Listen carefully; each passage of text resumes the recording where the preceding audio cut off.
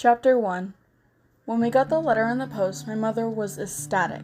She had already decided that all of our problems were solved. Gone forever. The big hitch in her brilliant plan was me. I didn't think I was a particularly disobedient daughter, but this was where I drew the line. I didn't want to be royalty, and I didn't want to be a one. I didn't even want to try. I hid in my room, the only place to avoid the chattering of our full house, trying to come up with an argument that would sway her. So far, I had a solid collection of my honest opinions. I didn't think there was a single one she would listen to. I couldn't avoid her much longer. It was approaching dinner time, and as the oldest child left in the house, cooking duties fell upon me. I pulled myself out of bed and walked into the snake pit. I got a glare from Mom, but no words.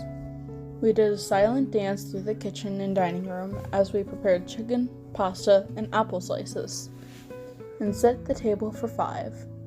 If I glanced up from her task, she'd fix me with a fierce look as if she could shame me into wanting the same things she did.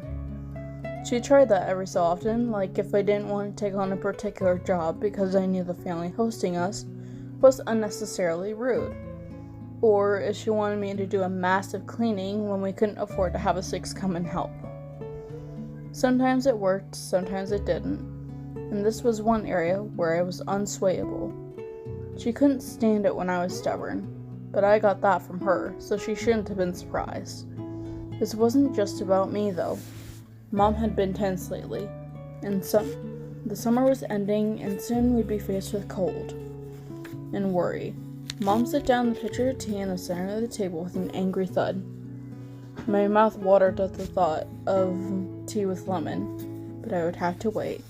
It'd be such a waste to have my glass now, then have to drink water with my meal.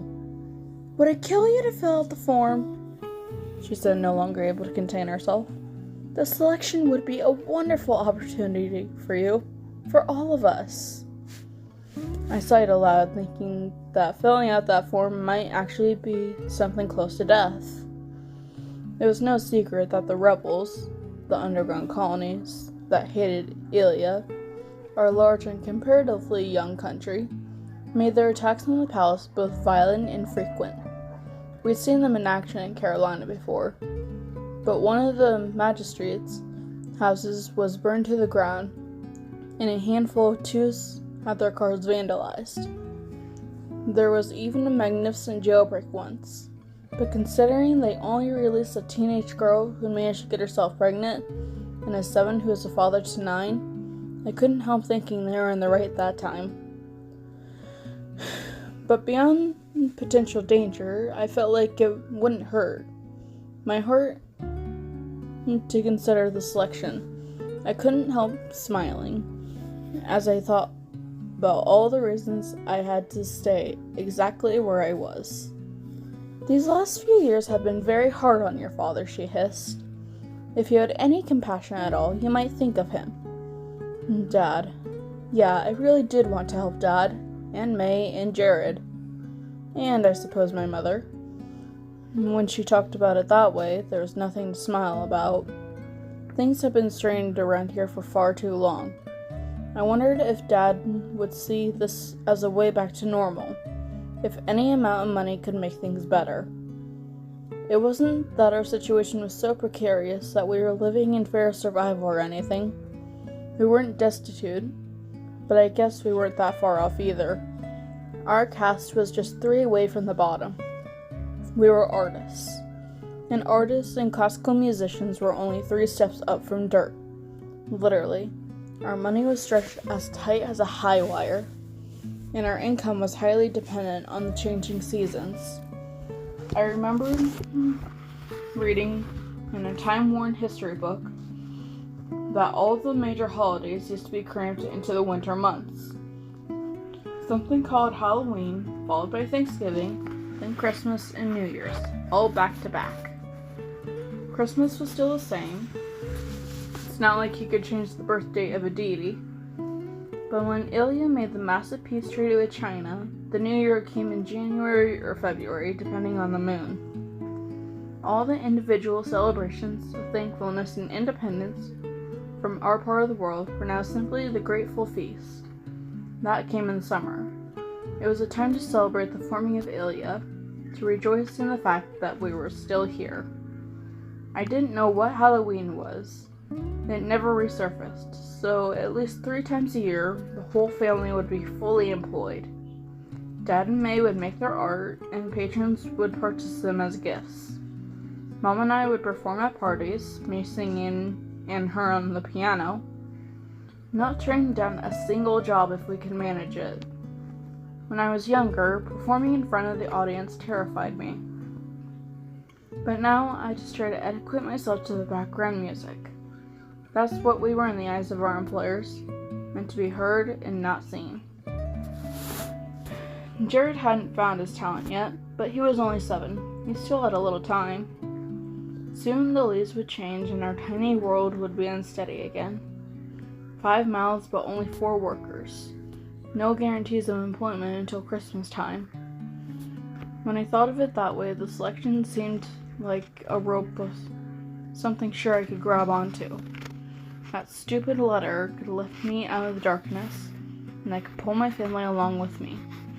I looked over at my mother. For a 5, she was a little on the heavy side, which was odd. She wasn't a glutton, and it's not like we had anything to overeat anyway. Perhaps that's just the way a body looks after 5 children. Her hair was red like mine, but full of brilliant white streaks. Those had appeared suddenly and in abundance about 2 years ago. Lines creased the corners of her eyes, though she was still pretty young, and I could see, as she moved around the kitchen, that she was hunched over as if an invisible weight rested on her shoulders. I knew she had a lot to carry, and I knew that was why she had taken to being particularly manipulative with me. We fought enough without the extra strain. But as the empty fall quietly approached, she became much more irritable. I knew she thought I was being unreasonable now, not to even want to fill a silly little form. But there were things, important things, in this world that I loved. And that piece of paper seemed like a brick wall keeping me away from what I wanted. Maybe what I wanted was stupid. Maybe it wasn't even something I could have, but it was still mine. I didn't think I could sacrifice my dreams, no matter how much my family meant to me. Besides, I'd given them so much already. I was the oldest one left now that Kenna was married and Coda was gone. I did my best to contribute. We scheduled my homeschooling around rehearsals, which took up most of the day since I was trying to master several instruments, as well as singing. But with the letter here, none of my work mattered anymore, in my mom's mind. I was already queen. If I was smart, I would have hidden that stupid notice before Dad, May, and Jared came in. But I didn't know Mom had tucked it away in her clothes, and mid-meal she pulled it out. "To the House of Singers," she sang out. I tried to swipe it away, but she was too quick for me. They would find out sooner or later anyway, but if she did it like this, they'd all be on her side. "Mom, please," I pleaded. "I want to hear," May squealed. That was no surprise. My little sister looked just like me. Only a 3-year delay. But where our looks were practically identical, our personalities were anything but. Unlike me, she was outgoing and hopeful, and currently very boy crazy. The whole thing would seem incredibly romantic to her. I felt myself blush. Dad listened intently, and May was practically bouncing with joy. Jared, sweet little thing, he just kept eating. Mother cleared her throat and went on. The recent census has confirmed that a single woman between the ages of 16 and 20 currently resides in your home. We would like to make you aware of an upcoming opportunity to honor our great nation of Ilia. May squealed again and grabbed my wrist. "That's you!" "I know, you little monkey. Stop before you break my arm." But she just held my hand and bounced some more. "Our beloved Prince Maxim Sharov," Mom continued, "is coming of age this month as he ventures into this new part of his life. He hopes to grow and move forward with a partner, to marry a true daughter of Ilya. If your eligible daughter, sister, or charge is interested in possibly becoming the bride of Prince Maxim and the adored princess of Ilya, please fill out the enclosed form and return it to your local province services office. One woman from each province will be drawn at random to meet the prince. Participants will be housed at the lovely Ilya Palace in Angeles. For the duration of their stay, the families of each participant will be generously compensated. She drew out the words for effect. For their services to the royal family. I rolled my eyes as she went on. This was the way they did it with sons. Princesses born in the royal family were sold off into marriage in an attempt to solidify our young relations with other countries. I understood why it was done. We needed allies, but I didn't like it. I hadn't had to see such a thing, and I hoped I never would. The royal family hadn't produced a princess in 3 generations. Princes, however, married women of the people to keep up the moral of our sometimes volatile nation. I think the selection was meant to draw us together and remind everyone that Ilya itself was born out of next to nothing. The idea of being entered into a contest for the whole country to watch, as this stuck-up little wimp picked the most gorgeous and shallow one of the bunch to be the silent, pretty face that stood beside him on TV. It was enough to make me scream. Could anything be more humiliating? Besides, I'd been in enough homes of 2s and 3s to be sure I never wanted to live among them, let alone be a 1, except for the times when we were hungry. I was quite content to be a 5. Mom was a casket climber, not me. And of course he would love America. She's so beautiful, Mom swooned. Please, Mom, if anything, I'm average. You are not, May said, because I look just like you and I'm pretty. Her smile was so wide I couldn't contain my laughter. And it was a good point, because May was really beautiful. It was more than her face, though, more than her winning smile and bright eyes. May radiated energy and enthusiasm that made you want to be wherever she was. May was mangenic, and I honestly wasn't. Jared, what do you think? Do you think I'm pretty? I asked. All eyes fell on the youngest member of our family. No, girls are gross. Jared, please.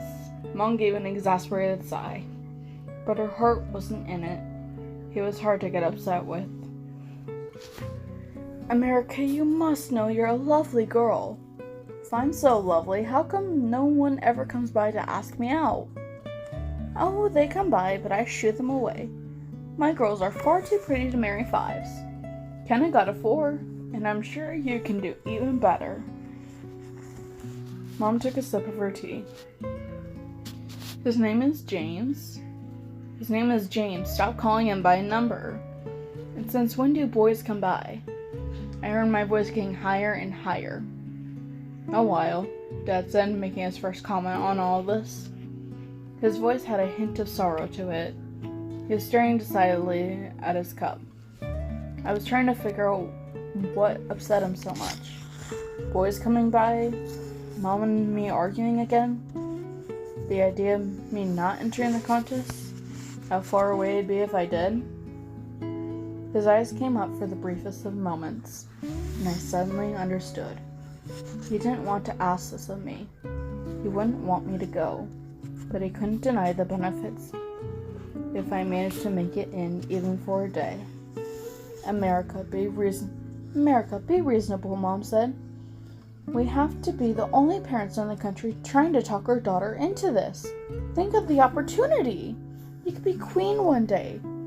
Mom, even if I wanted to be queen, which I thoroughly don't, there are thousands of other girls in the province entering this thing. Thousands.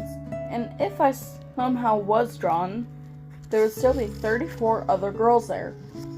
No doubt, much better at seduction than I could ever pretend to be. Jared's ears perked up. What seduction? Nothing, we all chorused back. It is ridiculous to think that with all that, I'd somehow managed to win, I finished. My mother pushed her chair out and stood and leaned across the table towards me. Someone is going to win, America. You have as good of a chance as anyone else.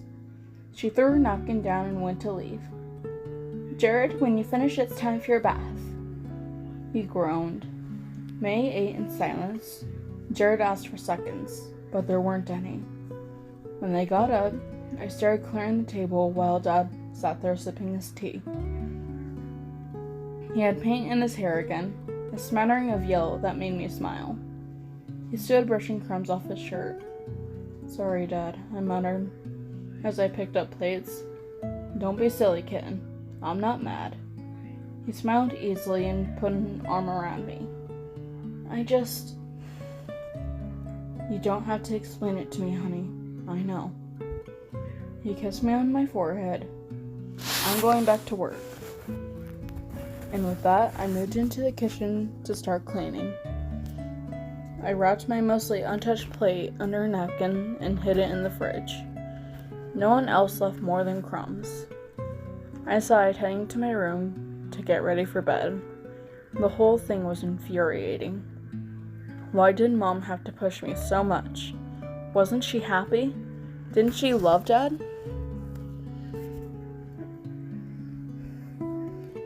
Why wasn't this good enough for her? I lay on my lumpy mattress trying to wrap my head around the selection. I guess it had its advantages. It would be nice to eat well for a while at least. But there was no reason to bother. I wasn't going to fall in love with Prince Maxon. From what I'd seen on the Iliad Capital Report, I wouldn't even like the guy. It seemed like forever until midnight rolled around. There was a mirror by my door, and I stopped to make sure my hair looked as good as it had this morning, and put a little lip gloss on so there'd be some color on my face. Mom was pretty strict about saving makeup for when we had to perform or go out in public. But I usually snuck some on nights like this. As quietly as I could, I crept into the kitchen. I grabbed my leftovers, some bread that was expiring, and an apple, and bundled it all up. It was painful to walk back to my room so slowly now that it was late. But if I'd done it any earlier, I would have just been antsy. I opened my window and looked into our little patch of backyard. There wasn't much of the moon out, so I had to let my eyes adjust before I moved. Across the lawn, the treehouse stood barely silhouetted in the night.